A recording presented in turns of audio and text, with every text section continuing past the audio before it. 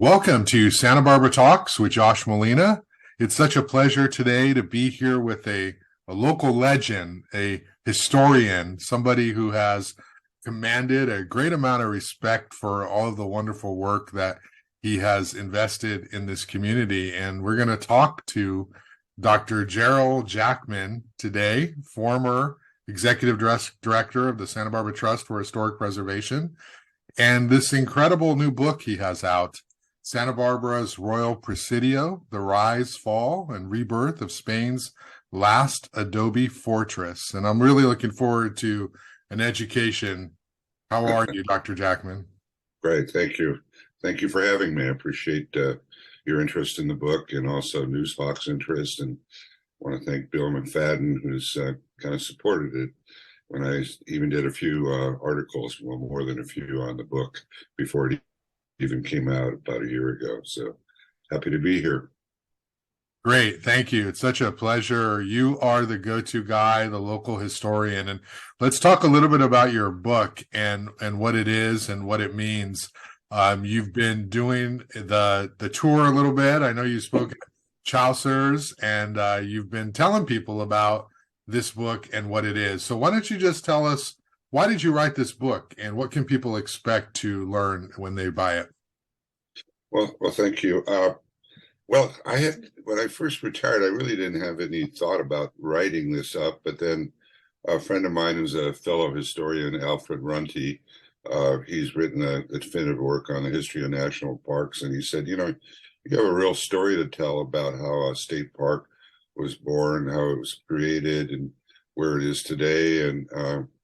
And so I kind of took that to heart. And then my wife said, well, you put a lot of time in there. You like to write. Why don't you do this? So between those two people, I decided to go ahead and do it.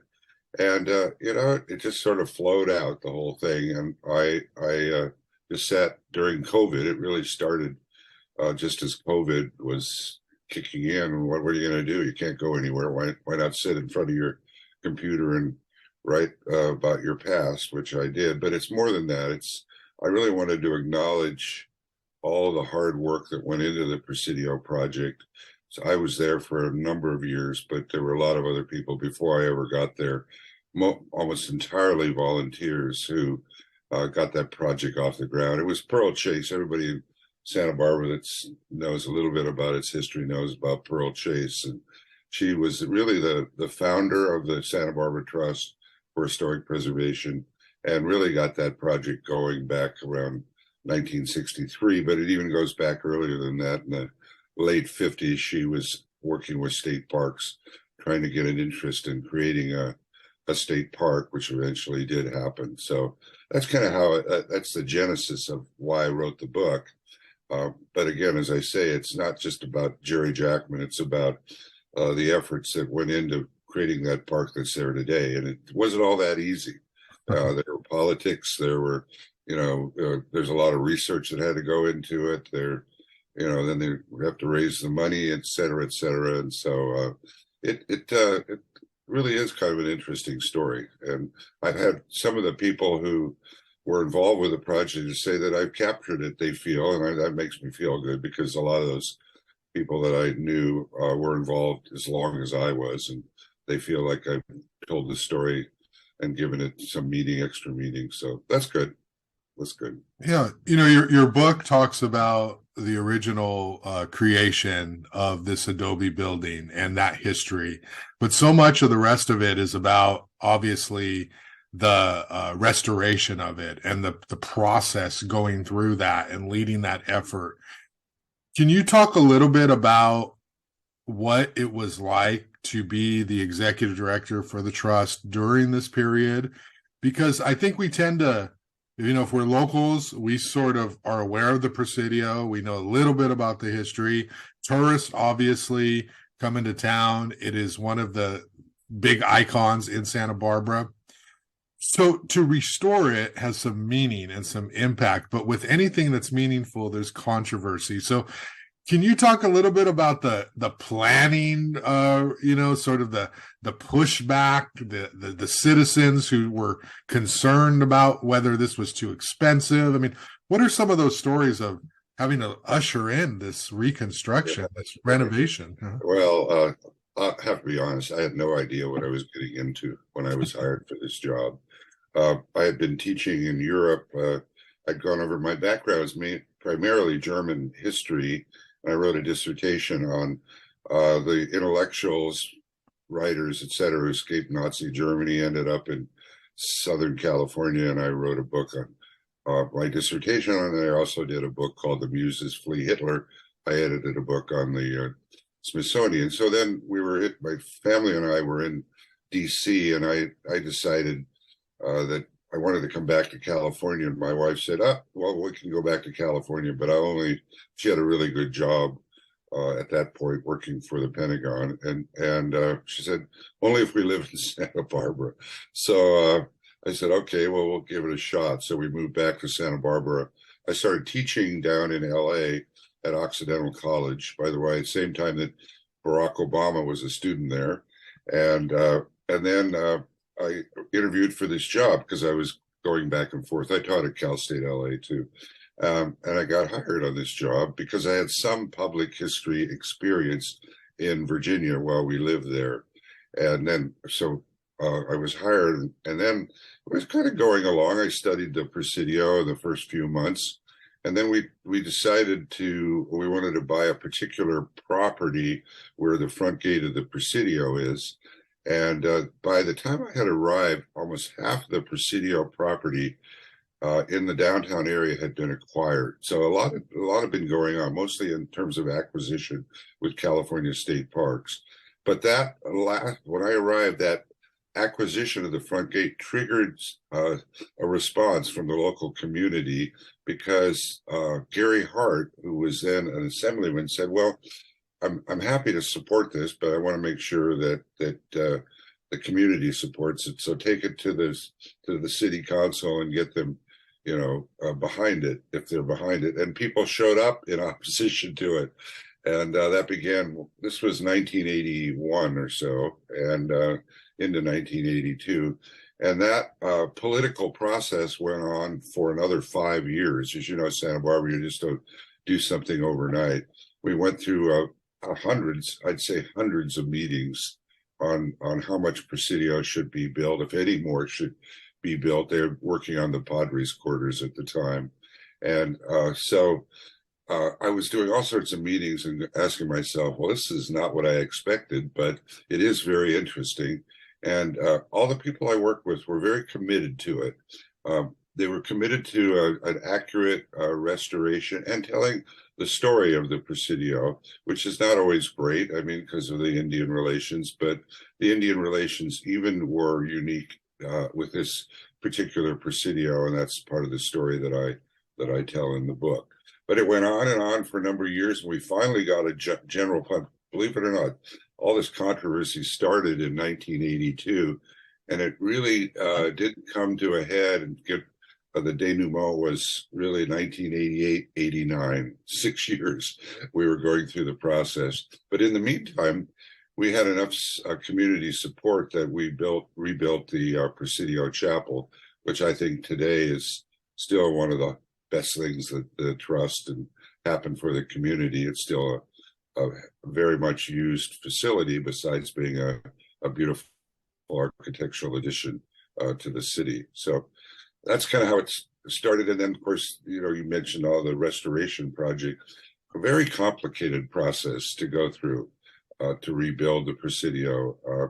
You start out with archaeology, and we had some really good people. We had some archaeological programs that went on with the university, and we had some amateur archaeology as well, young people and other people involved with actually finding the foundations. And we had this map of the Presidio that was done by a comandante.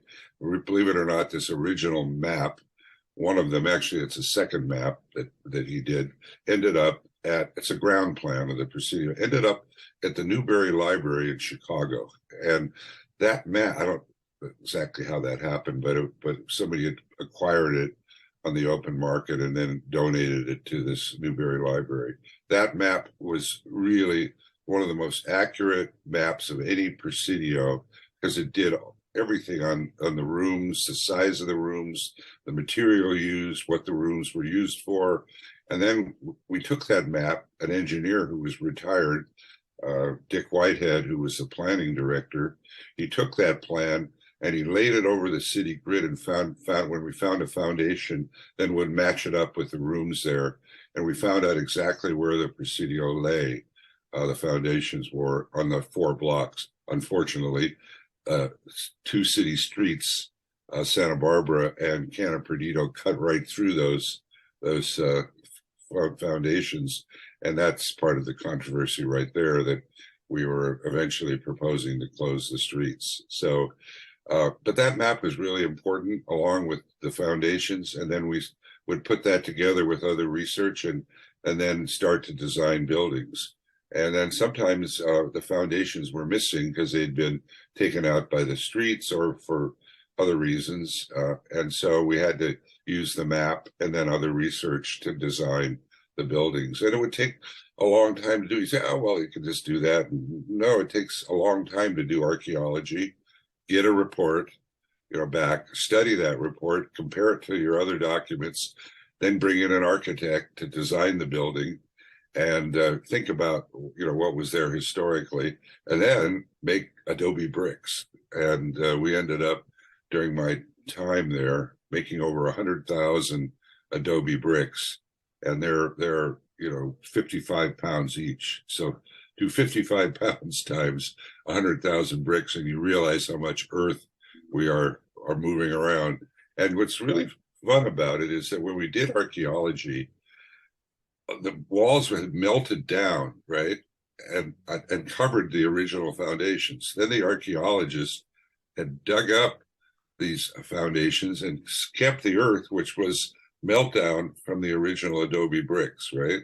And we recast that earth back into Adobe bricks. Now, we still had to import soil because there wasn't enough to make 100,000 Adobe bricks, but I'd say at least a third to a half of the earth that we used was originally Adobe bricks that had melted down. So then we had to make them, and the question was, who's going to make them? And we found an Adobe maker, Tim Aguilar. We actually did it by volunteers before him, but he ended up making probably 90,000 with a small team of maybe 2 to 3 people. And then prior to his coming on, we had the California Conservation Corps. They were responsible for making around 30 to 40,000 of those bricks. And you must have seen them. Others certainly did. We put those bricks, made them right there on the site, dried them. Then we had to use emulsified, let's call it emulsified oil, to stabilize the bricks, because we didn't put them in the building right away. And if you don't do that, then the bricks start to melt away. So then we'd have to put some emulsified asphalt in there. And then we would start to gradually rebuild one building at a time, because we would do the chapel, do the archaeology, put it all together, do the plans, then we'd go to another section, etc. So that each phase took 3 to 5 years to make it happen. And so it was a slow process. I think that was beneficial to the community too, because it wasn't one of these big slam it down and here it is. It was watching it evolve, and for a lot of us appreciating what it took to build that original fort on the frontier in the late 18th century. So I've gone on here rather too much. Maybe I have a further question, but as you can tell, I get kind of excited about it, even 5 years or so retired. So it's incredible to watch, and it's easy to listen. Let me ask you a couple of things. Maybe you could be a little more specific when you talk about the meetings that you had to attend. Are you going through at this time state review? Is this local review? Is this Historic Landmarks Commission who you're going before? Can you talk about who's coming to these meetings and saying, not who individually, but just the what is the opposition? What were they upset about? What were the challenge of trying to push this through and build community support? Well, that's the first part of your question, all of the above. Yeah. We worked with Landmarks Committee, but State Parks was the controlling agent because they were buying the land. Yeah. And of course, California government could come in and, if they wanted to, try to say, we're going to build this Presidio, no matter what you say locally. But that was not. Gary Hart was our representative, and then later Jack O'Connell. And if you saw the book, we have a picture of them with one of our key board members. They actually were positive about the project, but they felt that the community needed to have input. So they kind of shifted it over to the city, and the city held most of the meetings, right? So, we were just going, at first we said we're going to build this amount of the Presidio, and then we did a phased version of it and took it to the city. And also, state representatives were always there. So they were always in accord with what we were presenting, because we were representing the state, and in a way we were representing the city, and we would take the phases and show them. And so over time, we kind of built some support for at least 3 phases of building the Presidio. We never got to the point where anybody would agree to closing any streets, although these days the car seems to be an enemy, so maybe there may be a different attitude about it. So what was the opposition? Well, I won't name any names, but I did respect those people, because I'm a historian and I know that history is subjective. It's not, there isn't a rightness to it, that one person has the truth. The opposition was, well, one, environmentally, we're going to close streets and this is going to cause traffic jams, and do we really want this in downtown Santa Barbara? And so we did some traffic studies on that. The other opposition was, hey, there's other history there, right? There's Japanese history, there's Chinese history, there's the Whitaker building, there was a Chinese building, there's Jimmy's Oriental Gardens, et cetera, et cetera. And I took pause with that. I thought that, there was a truth to that. There was other history there. And so I personally took on making sure that other history was interpreted and became part of any plan for the future. And I'm not necessarily patting myself on the back here, but just acknowledging that I did go out and involve the Japanese community in the Presidio project, and we put on a huge event. I think it was 96. It was called Nihonmachi Revisit, or Japantown Revisit, and we brought in many of the people who were still here from the original Japanese community. Mashimoto, who was our aging gardener at the time, he was also a member of this community, and he was actually interned. So I brought in students. I have a PhD from UC Santa Barbara. We brought in students from the public history program, and they wrote histories of Japanese, Chinese, and various other institutions that were in this area during that time period, and we published that book. So we acknowledged it, and as time went by, when the general plan came out and was finally approved, we ended up with 3 phases, and that has not been completed yet, but at least 2 of them have been completed. And the history is that we will always interpret the other periods of history, including the Chinese. And I was still there when Jimmy's was sold, right? And Jimmy's Oriental Gardens, and the son was the one who was selling it, and he wanted the trust to own it, right? Santa Barbara Trust. We were the agent for the state. And he had, when he put it up for sale, there were higher offers than the trust, but he chose the trust to be the owner because he thought that we would be the ones that could preserve the history better than, even though some people thought we had the reputation of only thinking about the Presidio. So we purchased it. After I've left, there's been some interpretation in the bar.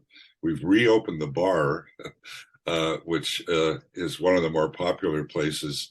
And the person, Bob Lovejoy, who restored the bar, he restored it to exactly what was there in the 1950s, when Jimmy was still around. And the only thing different is they took the sign from outside that said Jimmy's Oriental Garden, because he didn't want that there anymore. The son didn't, Tommy Chung. And we put it on the inside of the bar, but everything else inside the bar has been recreated as it was in the 1950s. Plus, there's some family history on the walls. They're acknowledging it. So we had this journey, Josh. Okay, the first people thought were interested in the Presidio. Then, as time went by, I came along. I'm a historian. I said, there's other, and I'm not just the only one, but the trust realized that there was some other history, and then we brought that together into the story of the Presidio, and we ended up with something pretty good, I think. Although I think there's more reconstruction that could be done, and I talk about that in the last chapter of the book. Yeah. You mentioned in your Chaucer's talk that you had sort of a moment where there was such opposition to this project that somebody had found their way into your office and was very upset about something, and you asked them to leave. Can you tell us that story and what they were so opposed over? What was the problem? Well, that person was, I think, unbalanced. I mean, I do think he had some emotional problems. He never came to any of the meetings, but he wrote letters in opposition to the Presidio, and I guess he just did. He saw it as fake. Huh. He said, "Oh, you have real history there, and you're going to put fake history there in its place." And he was pretty adamant about it, and so. I don't think he came to any of them. Well, if he came to meetings, he sat in the back row of the city council. I don't remember seeing him there, but I did know who he was, and I knew when he came into my office.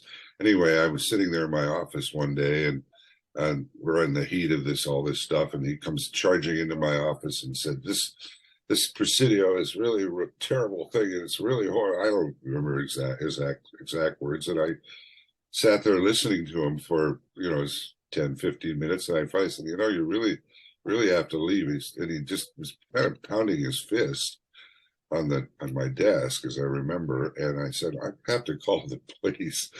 And so I picked up the phone, and he grabbed the phone out of my hand and slammed it down, and then he ran out of the office. That was the last time I ever saw him that I can remember.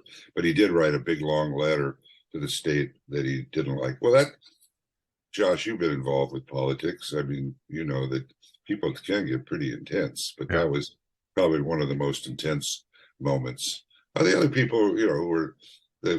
There were some people, in the political heat of a battle, people say things they shouldn't say, and you're taken aback by them. But then, as time goes by, you realize that they honestly believe what they believe in most cases. So, I got to accept it, but it was a lot of tension there, I have to say, and that went along with it. At the same time, I was able to do research, and at the same time, I was able to help the trust build a staff. I think today they have something like 20 employees. When we started, there were 3 of us: an office manager and a secretary, and then part-time maintenance people, etc. And now they have a pretty large full-time staff, and a lot of donations came in. Pearl Chase's estate benefited the trust, did a lot of grant writing. Charles Stork, the son of Tom Stork, was very much involved with the Casa de la Guerra. And, the book does have other things in there besides the Presidio. It talks about the De la Guerra restoration that Charles Stork supported over the years, and the De la Guerra Plaza, which is, front and center right now, as you know. Yeah. And we actually did a major publication on De la Guerra Plaza Reconsidered, and I write about that in the book. And for the public, that I do think that publication we did is very valuable as we work towards a solution at De la Guerra Plaza. So you can see we're involved with lots of things. And then we did the San Ynez Mills, but I'm not sure we'll have time to talk about that today. Yeah, I have that Plaza de la Guerra Reconsidered book around here someplace. I remember I did a story back at the News Press when it was out. I think Hal Conklin gave it to me, or I think he may have been involved with this. I'm having this flashbacks to 20 years absolutely. ago. Well, no, I work with a lot of Tom Rogers, Sheila Lodge. These people were Hal Conklin. These people were all city council members when we were hot and heavy in the planning the Presidio project, and I got to know them. And Hal, God bless him, he was very helpful to the Presidio. And with getting some funding for archaeology through the city. There were actual agreements that Pearl Chase worked out between the trust, the state, the city, and the county. And a couple of those agreements, the city and the county actually put small amounts of funding into the Presidio project. That Pearl Chase was something else. She knew how to get things done, that's for sure. So let me ask you to sort of pontificate from your historian perspective here. You spent all this time writing this book. It's an accumulation and summary of your work at the trust. You talk about the history, you talk about the political efforts, the reconstruction, the bricks, and all of everything. What's the lesson that you want people to take from this? This is not just here's a little bit of history of Santa Barbara. People who read this book, what do you want them to take away from it? What should they know? Why does it matter? Why is it important from your perspective that you'd put so much time into this effort? Well, that's a heavy question, and I tell you what, history is complex, and that's one thing. We all use it to support our point of view. But I think what's really required is that I learned the lessons that the Presidio project was very complex. There were a lot of things to think about. I'm a believer in the project itself, but I also am a believer that other points of view are important to understand and to think about. And then you come up with the result that the Presidio project is today. I also think that this Adobe world is very interesting. That we're into sustainability, and I try to make the point at the end that that there is some history there that's more than just the history, but the sustainability that Adobe represents. Now, Adobe's not necessarily the best material for California in certain areas with earthquakes, but as long as it's a one-story building, Adobe is a usable method of sustainability for the future, and I do talk about that. I think that's really important. The other thing is that the relationship between the Indians and the soldiers is much more complex than people want to take it. It's bad conquistadores coming into Santa Barbara, conquering the Chumash Indians and so forth. Actually, there was a tremendous relationship between the Indians and the soldiers. The soldiers who came here, half of them were either what we call mixed blood. They had Indian or Spanish blood. Some of them, there were a quarter of the population, well, 20% of the original population was African. They're actually listed as African. We have a record from 1790 of who the soldiers were, and they're listed by racial background. So there was only one person at the Presidio in 1790 who was born in Spain, and he was a servant to the Comandante. The Comandante was actually born in Mexico. So by the time the so-called Spanish got here, there was really a mixed bag of people, and this diversity that we celebrate today was represented in the soldiers who were there. And at the same time, there was a relationship with the Indians, and we can't go into detail here of them working together. It was very unique. And I do have a section in the book, I don't know if you remember seeing it, that one of the children of Yananali, we have a Yananali street, one of the children of Yananali died at 5 years old, and it was eventually buried in the chapel today. And almost 100% of the Indians were buried in common graves. But here is one example of an Indian who was buried in the Presidio chapel because of a relationship with Yananali, I believe, and the Comandante. And I think that's a very compelling story that comes out of this history of the Presidio. And also just some of the other things. I do think the story of De la Guerra and the De La Guerra Plaza. I think the trust has provided a lot of historical background that's really valuable. And then going to North County, I do think the trust, we went in and purchased the San Ynez Mission Mills. And there is a real story of fulling, which people don't know about. That's the processing of wool, a kind of whole history there that will be interpreted out there in the future. So I think there's a lot in there that I think is very valuable. I think is a very valuable, some lessons that can be learned and some history that people will find history. Some of my friends say that I have a nice, easy style, easy to read, but telling a complex story. Well, I like that. I hope that is the case. And that's kind of my goal. Yeah, no, that's great. I'm glad I asked that question because that really learned so much there about the many layers of book, what's in the book and different ways to interpret the information. Let me ask you a question, Dr. Jackman, about what's happening in Santa Barbara now. You're a historian, obviously. You know about all of the battles that this community has had over preservation of the community and adjusting to the changing needs of a community. And we have housing debates, and we have issues about how to preserve Santa Barbara's quaint charm and promote tourism and all of that. We have a Historic Landmarks Commission that sees a lot of these issues. When you sort of look at Santa Barbara right now, are you comfortable? Are you happy? Are we doing a good job of preserving our history, or do you feel as though we're just going to fall to state mandates and it's all too late at this point? We got to just sort of adjust to the changing times. What's your take when you look at sort of things from that's obviously. Well, I'm just one voice with my opinion. I always thought that closing State Street would be a great idea, right? Now that it's happened, I think it's a terrible idea. Mm-hmm. And the reason is, so I realized so much of the community transpired passing through there. And now we've lost our two major parades to coming down State Street. And they just, so that idea really bothers me.